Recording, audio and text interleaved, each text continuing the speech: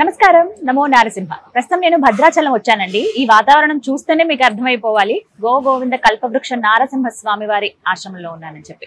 అయితే ఆశ్రమంలో నిరంతరం ఏదో ఒక విశేషం ఉండనే ఉంటుంది. ఈ శ్రావణ మాసంలో ఇంకా ప్రత్యేకం అని చెప్పుకోవాలి. ఆగస్టు 15వ తారీఖున ఎంతో విశేషమైనటువంటి అష్టలక్ష్మి హోమాన్ని నిర్వహిస్తున్నారు. లక్ష్మి ఎవరికి వద్దు చెప్పండి? అమ్మ అందరి దగ్గర ఉండాలని మనం కోరుకుంటాం. మరి ముఖ్యంగా మనకి అష్ట ఐశ్వర్యాలు కావాలంట. అంటే లక్ష్మి అనగానే కేవలం సంపదనే చూస్తాం, అలా కాదట. అమ్మవారు అన్ని ఇస్తుంది, అన్ని అనుగ్రహిస్తుంది అని అంటారు. మరి అమ్మ అనుగ్రహం కావాలంటే ఏం చేయాలి? పూజలు చేస్తాం, అక్కడి వరకు ఓకే, కానీ హోమం చేయడం అనేది ఇంకా విశేషం అని అంటారు. అలాంటివి మన ఇళ్లలో జరుపుకోవడం కష్టమే.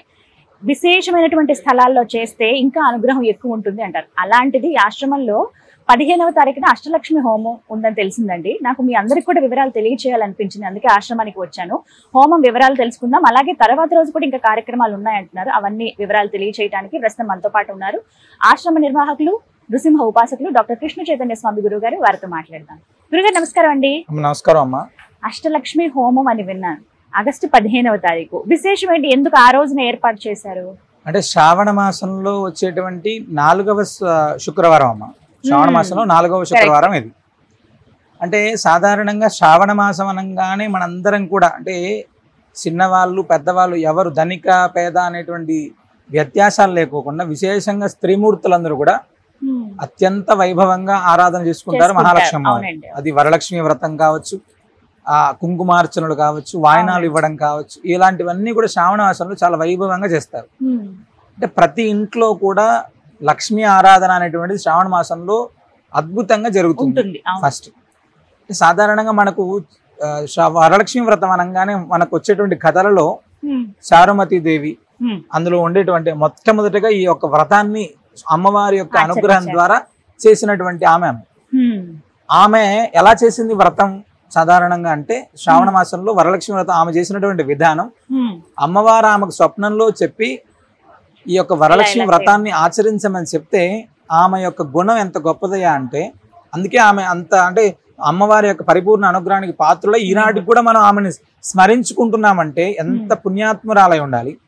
ఒకటి ఆమెకు చెప్పగానే ఆమె చేసినటువంటి మొదటి పని ప్రాతకాలంలో అందరినీ కూడా పక్కన ఉన్నటువంటి వాళ్ళ చుట్టుపక్కల ఉన్నటువంటి వాళ్ళందరినీ కూడా అంటే బంధువులు మిత్రులు ఆ గ్రామ ప్రజలు ఎవరైతే ఉన్నారో వాళ్ళందరినీ పిలిచి చాలా వైభవంగా అమ్మవారికి సంబంధించినటువంటి ఆరాధన పూజ వ్రతం అన్ని చేసుకున్న తర్వాత అమ్మవారికి చేస్తున్నటువంటి ప్రదక్షిణ ద్వారా అక్కడ ఉన్నటువంటి వచ్చినటువంటి ఎవరైతే పాల్గొన్నారో వాళ్ళందరి ఇళ్లలో సిరి సంపదలకు లోటు లేకోకుండా పెరిగిపోతున్నాయి.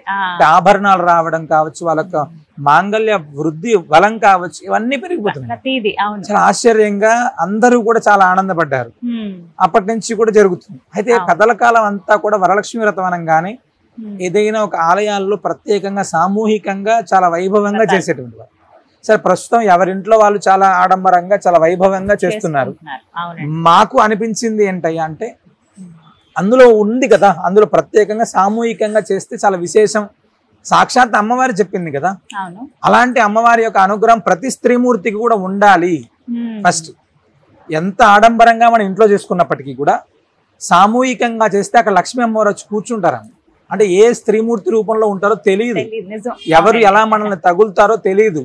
అమ్మవారు ఒక స్పర్శ మనకు తగిలితే మనకు ఉన్నటువంటి దారిద్ర్యాలన్నీ తొలగిపోవామా? ఖచ్చితంగా దొరుకుతుంది. అంటే మనం ఒక్క లక్ష్మి అనగానే డబ్బు మాత్రమే చూడద్దు. అంటే సౌభాగ్యం కావచ్చు, ధనము కావచ్చు, ధాన్యం కావచ్చు, విద్య కావచ్చు, విజయం కావచ్చు, ఇవన్నీ కూడా లక్ష్ములే. నార్మల్ గా మనం సంతాన లక్ష్మి, సౌభాగ్య లక్ష్మి, విద్యాలక్ష్మి, విజయలక్ష్మి, ఇలా వివిధ రకాలైనటువంటి దాంట్లో అష్టలక్ష్ముల్ని ఆరాధిస్తున్నాం. అదే విధంగా ప్రతి ఒక్క స్త్రీమూర్తికి కూడా అష్టలక్ష్మి అమ్మవారి యొక్క అనుగ్రహం ఉండాలి. అంటే ప్రతి ఇంట్లో కూడా ఏదో రకమైనటువంటి ఎక్కడో తెలియనటువంటి అశాంతి ఏదో రూపంలో ఉండొచ్చు. అది డబ్బు పరంగా ఉండొచ్చు, పిల్లల యొక్క చదువు పరంగా ఉండొచ్చు, వాళ్ళ భార్యాభర్తల దాంట్లో ఉండొచ్చు. ఇవన్నీ కూడా ఏదైనా కారణం చేత. అంటే మా యొక్క ఉద్దేశం ఏంటంటే సామూహికంగా చేసేటువంటి ఆరాధన అత్యంత విశేషమైనటువంటి ఫలితాన్ని ఇస్తుంది అని చెప్పి మేము ప్రత్యేకంగా నమ్ముతాము.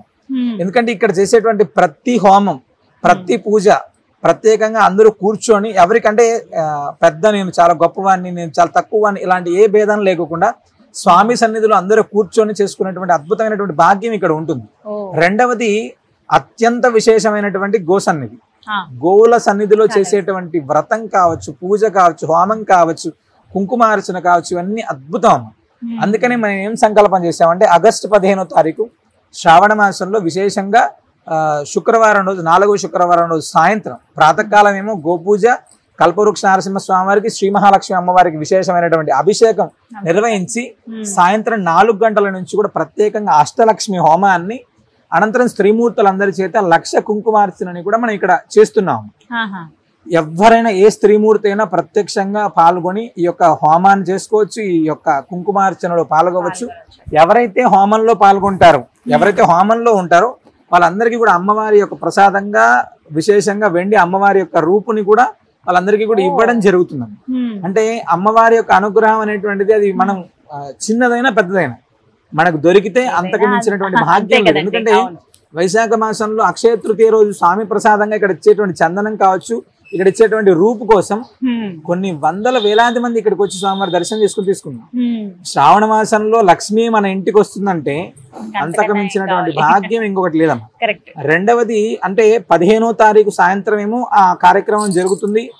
ఇక్కడ ప్రత్యేకంగా మనందరం చూసుకోవాల్సింది ఏంటంటే సామూహికం. ఎక్కడ సామూహికంగా జరిగినా అక్కడ ఉండేటువంటి పవర్ చాలా ఎక్కువగా ఉంటుంది. ఫస్ట్ మామూలు మేము అంటే ఇక్కడని కాదు, ఏ ఆలయంలో ప్రత్యేకంగా చేస్తున్నప్పటికీ కూడా దాని యొక్క విలువ, దాని యొక్క వైభవం అనేటువంటిది చాలా ఎక్కువ. కాబట్టి మనం ఖచ్చితంగా అవకాశం ఉన్నటువంటి ప్రతి స్త్రీమూర్తి తప్పకుండా కుటుంబంతో పాల్గొని ఈ యొక్క హోమంలో చేసుకొని వెళ్ళడం చాలా గొప్పది, అత్యుత్తమం. చక్కగా శుక్రవారాలు ఎలాగో వాళ్ళ ఇళ్లలో చేసుకుంటారు.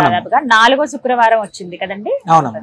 అలాగే 16వ తారీఖు రెండవది మరుసటి రోజు అంటే 16వ తారీఖు శ్రావణ శనివారం గోకులాష్టమి అమ్మ. ఆ రోజు శ్రీకృష్ణ పరమాత్ముడు ఆయన లీలలు అద్భుతం. శ్రీకృష్ణ పరమాత్ముడి యొక్క జన్మ దినం అత్యంత వైభవంగా. అంటే విచిత్రం ఏంటంటే గోవుల సన్నిధిలో గోపాలుడికి ఇక్కడ విశేషమైనటువంటి కృష్ణాష్టమి వేడుకలు ఉదయం నుంచి సాయంత్రం దాకా. కృష్ణాష్టమికి సంబంధించినగా మీరు అక్కడ కల్పవృక్ష నరసింహ స్వామివారి యొక్క సన్నిధిలో ఆ స్వామివారి పక్కనే చూడొచ్చు కాళింగ నర్తన శ్రీకృష్ణ పరమాత్ముడు. కల్పవృక్షం కంటే ఇంకా ముందు నుంచి ఆరాధింపబడుతున్నటువంటి దేవుడు ఆయన. ఎన్ని వందల సంవత్సరాల నుంచి ఉన్నాడో మాకు కూడా తెలియదు. అంత అద్భుతంగా ఇక్కడ మమ్మల్ని అందరినీ కూడా అనుస్తున్నాడు. అందుకే ఈ యొక్క ఆశ్రమానికి కూడా గోవింద, గోవు గోవిందుడు ఉండాలి అని. గోపాలుడికి జరిగేటువంటి విశేషమైనటువంటి వేడుకలు చాలా వైభవంగా జరుగుతుంది. ఆనాడు ఉదయం నుంచి సాయంత్రం దాకా విశేషమైనటువంటి కార్యక్రమాలు కృష్ణాష్టమి సందర్భంగా జరుగుతూనే ఉంటాయి.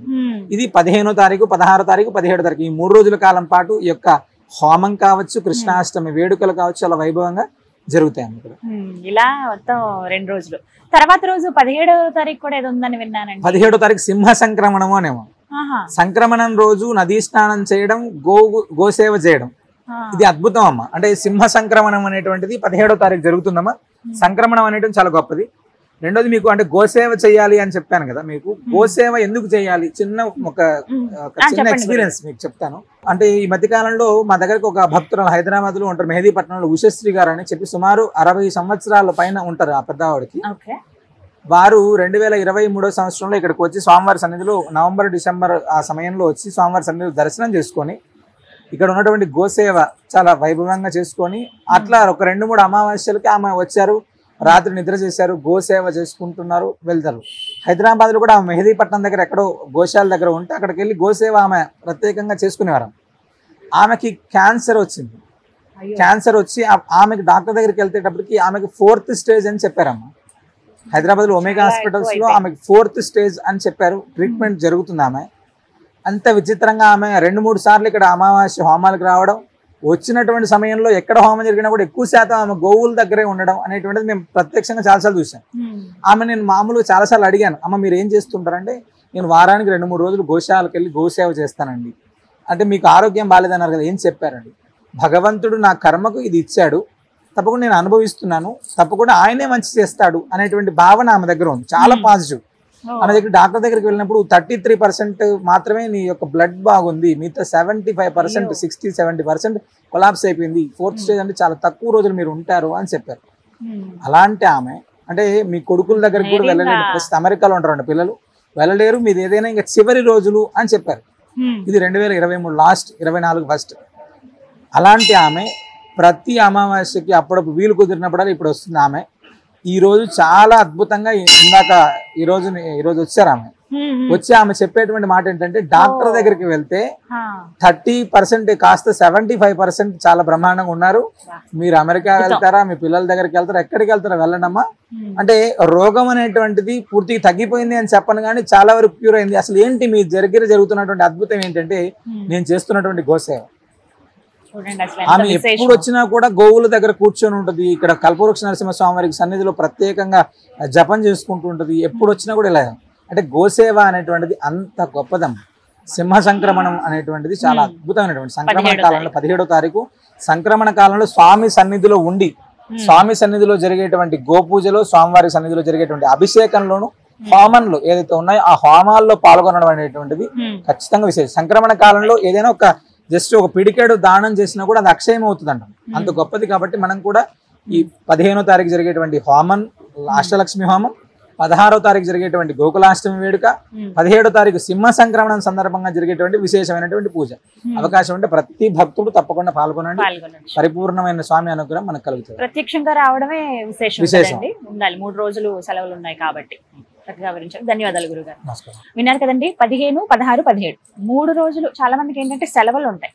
సాధారణంగా ఈ రోజుల్లో సెలవులు వచ్చినప్పుడు ఏవో వేరే వేరే టూర్లకనో ఇలా కాకుండా చాలా మంది ఏం చేస్తున్నారంటే స్పిరిచువల్ టూర్స్ లాగా ఆలయాలకు వెళ్తున్నారు, పిల్లల్ని దేవాలయాలకు తీసుకొస్తూ ఉన్నారు. మరి అందులో భాగంగా ఈసారి ఇక్కడికి ప్లాన్ చేసుకోండి అని నేను చెప్తాను. ఎందుకంటే చాలా విశేషమైన 15వ తారీఖు చాలా మంది స్కూళ్ళకి పిల్లలకి ఉదయం సాయంత్రం వరకు కార్యక్రమం అయిపోతే సాయంత్రానికి అష్టలక్ష్మి హోమం ఉంటుందంటే ఆ హోమంలో మీరు అందరూ పాల్గొనొచ్చు. ఇక తర్వాత రోజు ఇక్కడే నిద్ర చేస్తే కనుక తర్వాత రోజు గోకులాష్టమి ఎంత వైభవంగా ఉంటుందో అందరికీ తెలిసిందే. ఇక ఆ తర్వాత రోజు సింహ సంక్రమణం అని చెప్పి ఏమైనా దానాలు ఇవ్వాలనుకున్నా, గోసేవ చేద్దాం అనుకున్నా ఆ రోజును కూడా మీరు ఇక్కడ ఉండొచ్చు. మొత్తంగా ఈ 3 రోజులు స్వామివారి సన్నిధిలో గడపడం అనేది ఎంతో అదృష్టం. మేము రావాలనుకుంటున్నామండి అని అనే వాళ్ళకి నేను స్క్రీన్ పైన అడ్రస్ ఇస్తానండి, అలాగే ఫోన్ నెంబర్ కూడా ఇస్తాను. కాల్ చేసి వివరాలు కనుక్కోండి. లేదు మీకు అడ్రస్ సులువే, మేము ఎప్పుడు తరచుగా వస్తూ ఉంటామంటే కనుక ఆ 3 రోజులు తీరిక చేసుకుని ఖచ్చితంగా వచ్చి స్వామివారి అనుగ్రహానికి పాత్రలు కండి. నమస్కారం.